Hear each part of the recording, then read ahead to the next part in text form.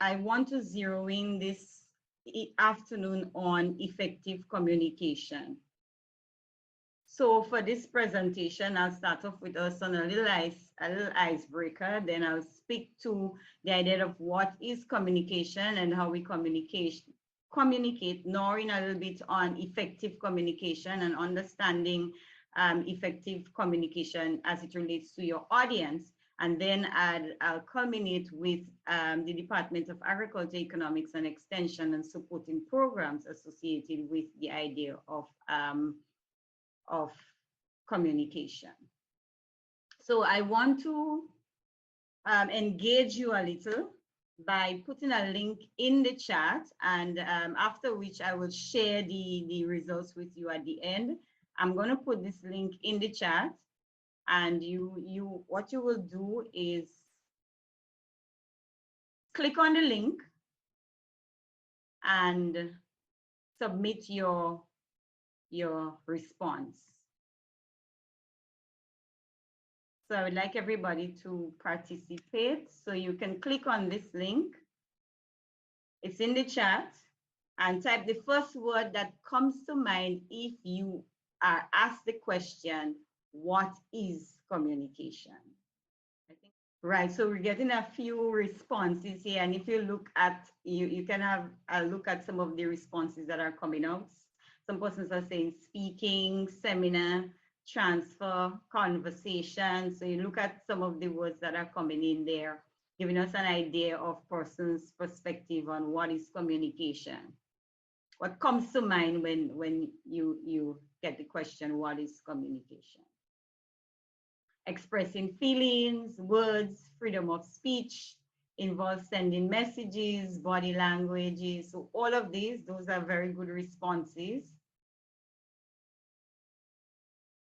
All right, so I'm going to stop sharing. You can continue with that particular, if you join us late, you can continue responding to that particular question. Right, so this was just a little icebreaker to get some perspective as to what you think and how you view the concept of communication. So I'm going to give you a little bit of share a little bit with you on what it is as it relates to the whole idea of communication. Just let me just get rid of this here and put you back on the screen.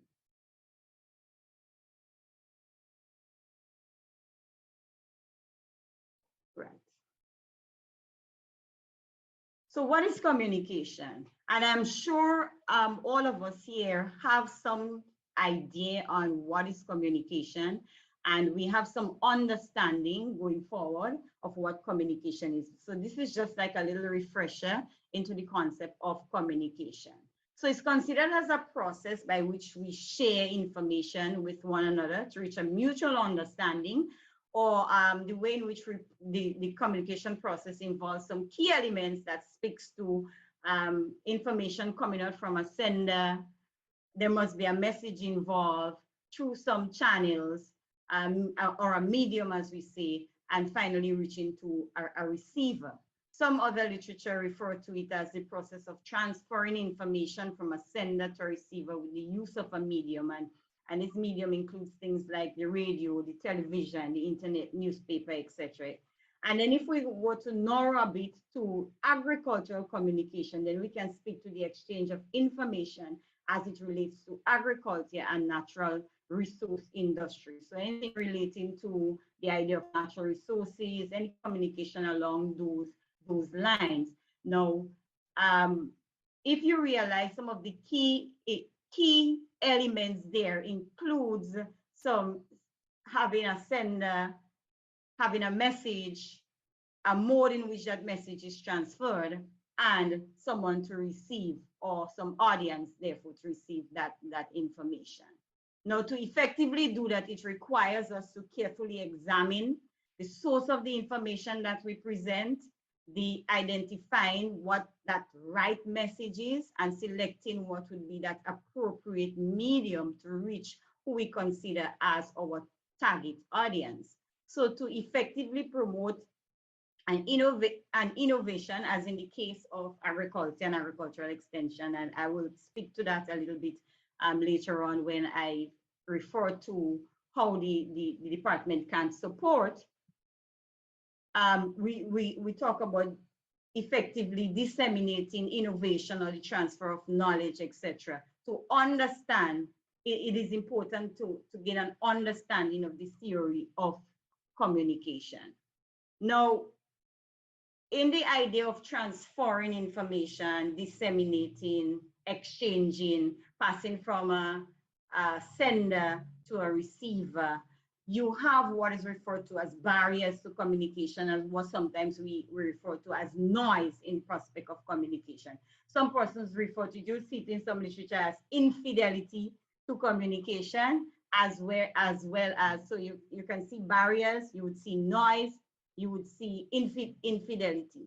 So when we speak to the idea of barriers to communication, that's problems with any of the components of the communication model. And when I speak to the components there, I'm talking about barriers as it relates to the sender, so from the person sending the message, barriers as it relates to the message itself and how the message is displayed, how the message is brought out, and barriers as it relates to the medium you use, any problem that exists as it relates to the medium, and also any problems from the person who is receiving or your audience, any problems associated with any of these components, we refer to them as barriers to the process of communication, or in some instances refer to them as noise in the process of communication or infidelity.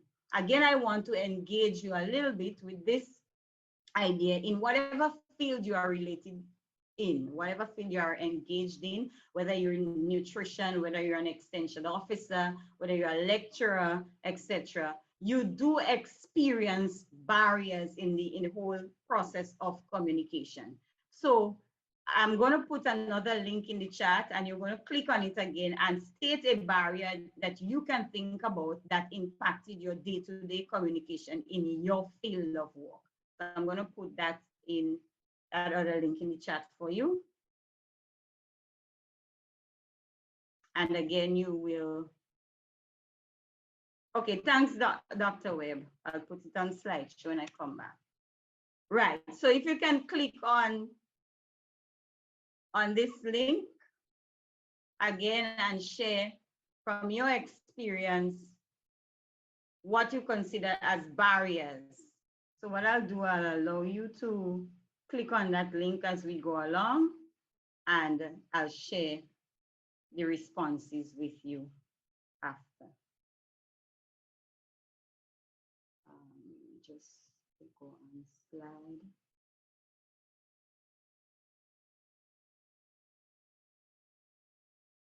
Right. So some common barriers to communication, we can categorize them as physiological barriers, social barriers, cultural barriers, ethical barriers, physical barriers, and technological barriers. And this list is not inexhaustible, given our time constraint. I just categorized a few. So when we talk about physiological, that has to do with, our psychological aspect, etc. Then the social or environment in which we socialize, issues there, culture, and that's related to very differences in culture, etc. Ethical barriers, physical barriers, so whether or not someone is hearing impaired or visually impaired, and then the technology you use, you can experience technological barriers. Some of this will come up a little bit in more detail as we go along. And now, even now in our current space, you have some challenges that we consider as barriers in the 21st century. So choosing the right channels. Right now, we are so bombarded with so many different media with which we can send a message, with which we can communicate with someone, that sometimes finding the most appropriate one to use could pose as a challenge. Then the issue of trust and issues of credibility. Right now, we have the whole concept of fake news. So we're dealing with a lot of that now, and that's a challenge for us in communication. And whatever field you are associated with now, you have to be aware of issues of trust and the idea of fake news that comes from the field that you are in now. And you have to pay attention to that as being a challenge in the process of communication. We have something that we are also confronted with that is referred to as citizenship journalism, where everyone is now a journalist and everyone presents information. It's about who gets it out there first, who gets it on social media, wherever first. And so we have a lot of journalists out there, journalists. And so that in itself can be a challenge to the process of communication in the 21st century. And then we have, of course, the idea of technological evolution, and that comes with it the evolution of language. So when I say the evolution of language, we have modern communication language, so the use of emojis, etc., shortened versions of speech. So for example, someone wants to say laugh out loud, they put LOL. Then someone wants to say, oh my God, they put OMG. So these things are now things we are confronted with in the process of communication that are considered as challenges in this modern era. And especially, and when we look at it, effective communication and how we narrow down on things we should focus on to communicate effectively, these are things that we have to focus on in the whole process. So effective communication is communication which produces intended or desired results. So someone actually receives the intent of your message, they get what exactly it is that you want to communicate to them, and therefore then you would consider that the message was effectively disseminated. So you can communicate, yes, but not necessarily effectively if at some point your recipient is not, then there's no understanding that the desired result is not achieved, then you can say that you have not effectively communicated. So effective communication entails having clear messages, ensuring that the message is correct, ensuring that it's reliable, ensuring that that message is complete, ensuring that the message is trustworthy, ensuring that it is tailored to suit the most appropriate audience. So here are some steps that you can take as it relates to communicating effectively. Establish your why. In other words, why are you communicating? And if you know that upfront, then that is a step towards addressing or towards heading to effective communication. So you have to establish your why, clarify what your rationale is. Then understand your audience. That means analyzing your who. And I'm going to give you some tips on what some of the things you can focus on in understanding your audience. You also have to set your aims and objectives. You know your why, so you have to have what are your aims and objectives. And this does not refer to whether or not you're a lecturer only. Even in our own space as communicating normally, in our minds, we formulate, why am I saying this to someone? Who is the person that I'm saying it to? So even in our everyday communication, you have some steps, whether or not it's done on paper or whether or not you have formulated mentally. You also have to develop the message, ensure that the message that you are communicating is properly developed. Choose the appropriate medium. Am I going to make a telephone call? Am I going to send an email? Am I going to use a PowerPoint presentation? Am I going to stand up? Will it be face-to-face? So choose would I use the television? Choose the medium that is most appropriate. And in some instances, you can prepare a draft, and as we're going more on the academic side or in the field of work now, you can actually prepare a draft, and as it relates to research, you can even pre-test it, and then you monitor and evaluate. And monitor and evaluate there in the field of communication, you look is what we refer to as feedback. So you look for a feedback, and in the feedback you receive, you get an understanding whether or not you would have communicated effectively, whether or not the desired result was achieved or the desired message was attained by the intended audience. So some quick tips.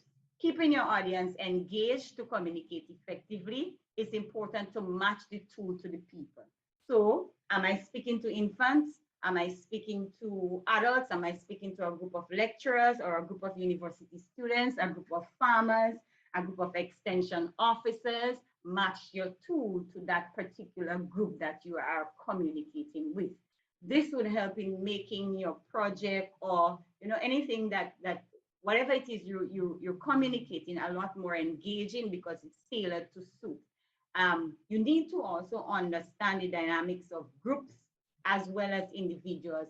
And I'll also speak briefly on some tips in understanding your audience, and also engage your audience in the art of public speaking. Some quick tips. Segment, target your audience. And when we talk about segment targeting your audience, you can segment them according to demographics, so age. So you'd have an idea, young, old, middle-aged, etc. In the field of agriculture, you could think about segmenting in terms of farm size, also in terms of the types of crops that are grown, also in terms of the geographic location, where they are located. Your message could be tailored differently based on the geographic location. So you might probably want to speak to someone in Guyana or Antigua, and you would be able to tell the difference there as it relates to the amount of rainfall that they would get. So your message, if you're speaking to climate change, etc., might be tailored differently for your farmers in Antigua as opposed to those in Guyana. So geographic location. So when you segment your audience, you basically segment, and this allows you to be able to tailor your message effectively to suit the audience that you are addressing. Create interactive programs, and by doing that, you could actually use different media. You tailor the messages and programs specific to the groups if you target them, if you categorize them, etc. If you segment them, and this could assist you in making your presentations effective. So some other things that you can look at when segmenting your audience: the age and attitude, the education, the level of education and literacy. So you know how much you have to break down something. The workload. So you don't want to have a heavy message, for example, a long, drawn out type of address, etc. Whatever method you're using, if you know you're speaking to a group of persons that had an 8 to 4 work, and they have come from their work and is now here with you. So these are things you would consider. Gender is also important. Knowledge and experience in the field, especially in agriculture. You might be going to persons that are already extremely knowledgeable about something. And one of the important things when you're working with adults is that they bring their own knowledge and experience to the table. So you would know, you can actually utilize some of that in the process of communication, beliefs, etc. And this list is not inexhaustible. There are many more that you can use in segmenting your audience to ensure that effective communication takes place. This is an audience checklist. Demographics, look at demographics.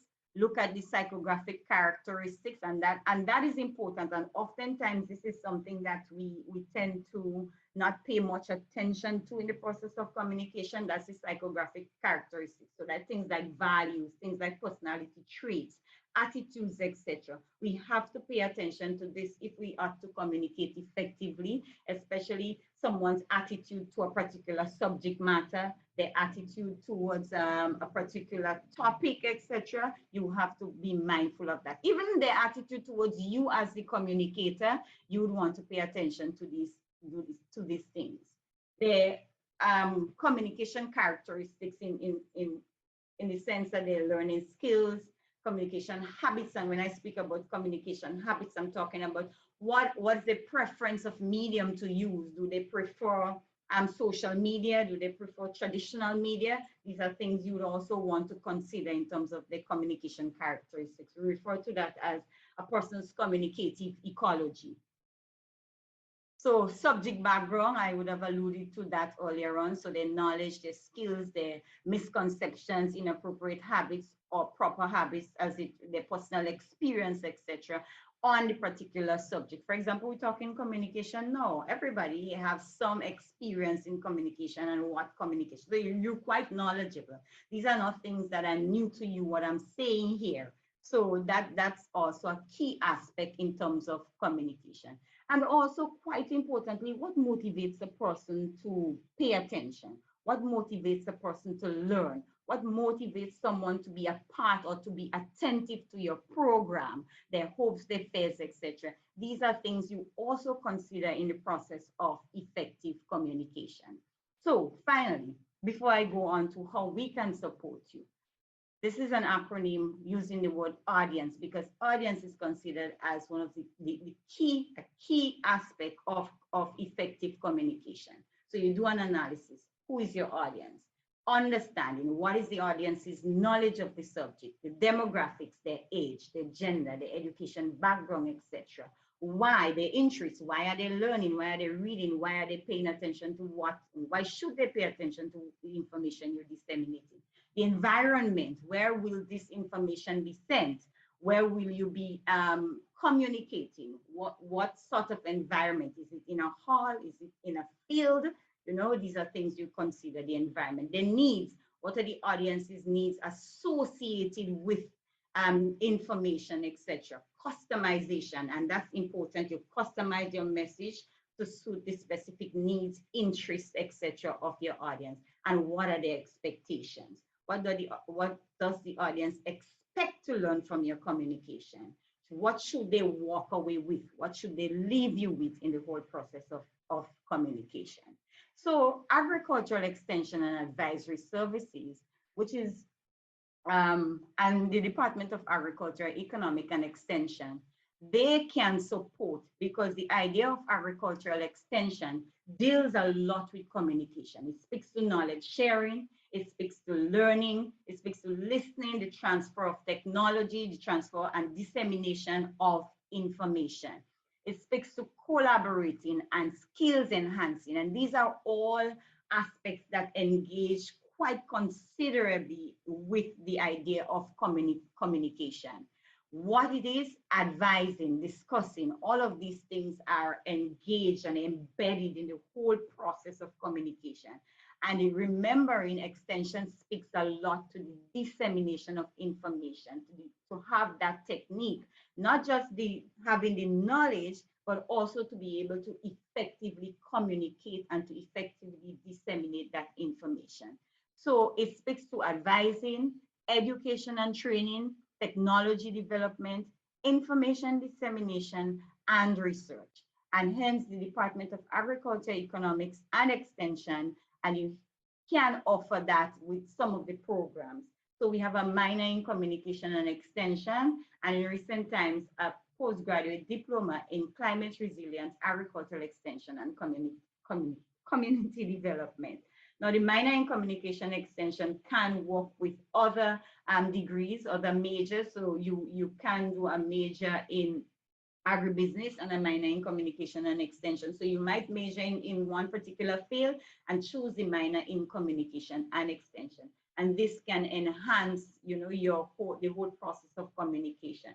Lots of careers are involved, and even if you choose a path that is not within the field of agricultural extension, the whole concept of communication is extremely important, and not just communicating, but communicating effectively. So on that note, I want to stop here for any questions that you might have, and the team can assist in answering. All right, thank you so much for that presentation, Tessa. Anyone who has questions can put the question in the chat, or you can open your mic and unmute your mic and ask the question directly, whether it be on the presentation or any of the programs that we offer. You can feel free to go ahead. All right, so we have one here. How do you determine the best medium to use for an audience? Example, PowerPoint versus video versus just talking. I would say, and I one of the things that I addressed earlier on is that of being able to understand and know who your audience is. So if you know your audience and you do a little background on your audience, you always do a little background check on who your audience is. And if you realize, for example, you're dealing with maybe persons who are more engaged as it relates to visual, etc., then you can make that determination. But the important thing is to look at who you are addressing. And from that, you'll be able to pick up some things to help make a determination on what's the most appropriate medium to use. One of the things that you can also do is to use a combination of media. And if you use a combination, because we have varied learners in an audience, you have your audience could span, when you're segmenting, they can span different interests, they would span different age range, they would span, and so you could use a combination. So for example, if you can use a PowerPoint where at the same time you are there physically. So the persons who are visual learners, persons who are prefer to engage visually, they get that experience with the PowerPoint as well as the face-to-face. So you plan the medium according to your audience. Knowing your audience is extremely important. That's why very early in steps to effective communication, you see analyzing your audience, doing an audience analysis. And doing an audience analysis contributes significantly to help you make a determination as to the most appropriate medium to use. Tessa, I actually have a question based on what you just said in the answer. So in terms of something like this, where you're coming in and you don't know the audience that you're going to get, since this was a public lecture, you don't know the age range or the demographic, you know the topic that they're interested in, but that's about it. How would you have prepared to communicate your message with this type of audience? Well, and that's an interesting question, Joshua, because there are times when you actually would not be, especially if you are, maybe you just all of a sudden asked to make a presentation and so you have no idea who your audience is. That's why in this presentation, I could have just come here and speak to the whole idea of communication without a PowerPoint presentation. And I mean, some people, yes, would have gone away okay with that, but then the PowerPoint presentation enhanced, or it added to the whole idea of the dissemination of the information or communicating. So in this instance, when you aren't too much aware of your audience, you use varied media. You use varied modes of presentation. And you notice I also use the whole idea of the interactive aspect in terms of putting the link in the chat and getting persons to be able to participate. So you have, at least I use that aspect, the PowerPoint, the idea of the link, and just the idea of putting my video on, etc. Those are different things that you use a combination of, because you're quite unaware of who your audience is generally. Okay, great. Thank you. And one more thing, just to get an idea of what you do in your field, which is agricultural extension, maybe you can give the audience a little idea of maybe a day-to-day task for an extension officer and some of the teachings of the agricultural extension program. Right. So, okay, I am not an extension officer, Joshua, but I am, like you say, an extensionist. There's a difference. So I'm more from the academic perspective in the sense of training the trainer type. So my role therefore is, for example, in this situation, as an extension officer, your role is to disseminate information, the technology as it relates to agricultural development.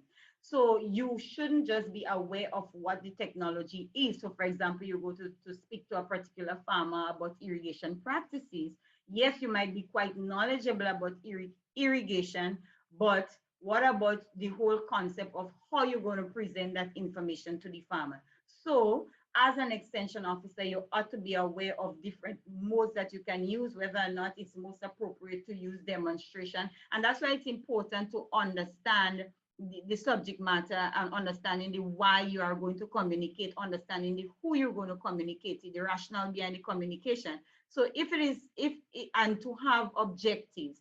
So if you know your objective is to ensure that that the farmers know how to use a particular, let's say, drip irrigation, you can't probably just come and speak to that. You would want to demonstrate. So extension officers do they use different modes of presenting the information, and they are basically the link between the persons who do the research and the farmers themselves. So the research is done, the technology is done, the information is there, but it has to be brought to the farmer. And you deal with a varied, you deal with a wide category of farmers according to age, gender. So you deal with both male, female farmers. How you're going to communicate to a female farmer how she should use a spray can, for example, as it relates to communicating to a male farmer and using a spray can. So these are things that you ought to be aware of, the dissemination of the information. So extension officers basically contribute significantly to agricultural development by taking the technology, taking the technical information and bringing it to those who use the technical information and ensuring that they use the technical information effectively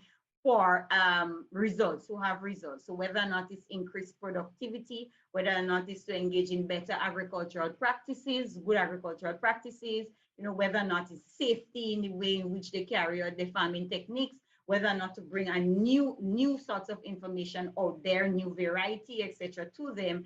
That's where the extension officer come in. In my role as an extensionist, I lecture and I also do research. So you extensionists and extension officers also engage in research, because research is what drives development. So what they take from the field and carry back to the technocrats, carry back to the persons who are involved in policy making, etc.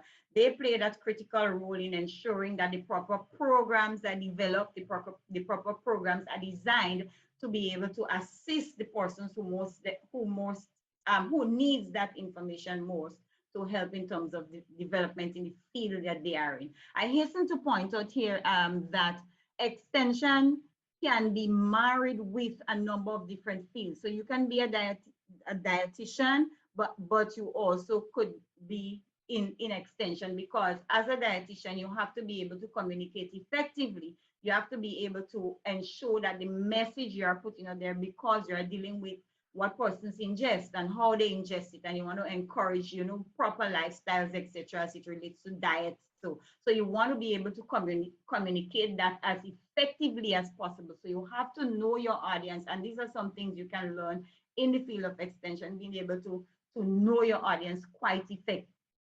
extensively, so that the information you present to them would be tailored to. So for example, you're dealing with persons who are diabetic. You have to know what type of information you're presenting to persons who are diabetic, how you're going to present that information to them. And one of the things I had pointed out is also relative to attitude, etc. You're going to meet up a number of persons with different attitudes and how they receive information. And again, whatever field you are involved in, you have to be quite aware of how you're going to approach this kind of situation. So extension is not just in the field of agriculture, but it can be married with agribusiness. It can be married with human nutrition and dietetics. It can be married with many other fields that could help, because it's just about engaging and ensuring that they effectively do what they have to do in their field by presenting to them the most important information that is needed. Joshua, I can add that if you get involved in extension, you would be involved not only as an extension officer and not only as a researcher. You could also be involved in policy, that is at the ministerial levels. You can also be involved in teaching or lecturing, etc. So those are fields that you can engage in. And even if you choose not to engage in extension, as I alluded to earlier on, then a minor in communications and extension is still quite something that you might want to consider. If you major in another area, you may want to consider a minor, because it engages things like communication skills for professionals, so in helping you in how you communicate in your professional field, things you should pay attention to in the field that you are engaged in, your professional environment. So then it helps in terms of models as it relates to the transfer of technology, different techniques that can be used, also in terms of how information is spread and the adoption of technology, because when you present information, you have to pay attention to the persons who you're presenting the information, and noting, especially in agriculture, that all may not adopt the technology, all may not adopt the information, and some of them may adopt the information at different stages in life or different stages. So some some we refer to as early innovators. So they are the persons that whatever information is available, they grab it up quite easily. So you don't have to spend much time on these persons and in the way in which you tailor your message, because they sometimes look for information for themselves and don't necessarily need the extension officer to come to them to present information. But then you also deal with persons who often referred to as skeptics, or laggers, as person who they want to see something is done or something is effective before they try it themselves. So all these, as a communicator, you have to be aware of in your audience. Are you dealing with a group of individuals who are very skeptical about information, who are very skeptical about trying something? Then how do you address persons like that, as opposed to those who are early innovators, as we refer to them in the field of extension, who grab onto information quite easily and quite readily, that you don't have to expend much time. So even that you pay attention to in communication, so you even know how to effectively tailor your message to suit them. All right. So, Dr. Barry, would you like to conclude this afternoon there? Yes, yes. If there are no other questions, thank you for listening, and thank you for your feedback. For those who gave feedback, thank you also for your feedback. And remember, you can reach out to Department of Agriculture, Economics and Extension, Faculty of Food and Agriculture, in the event that you are interested in following up on any programs offered there.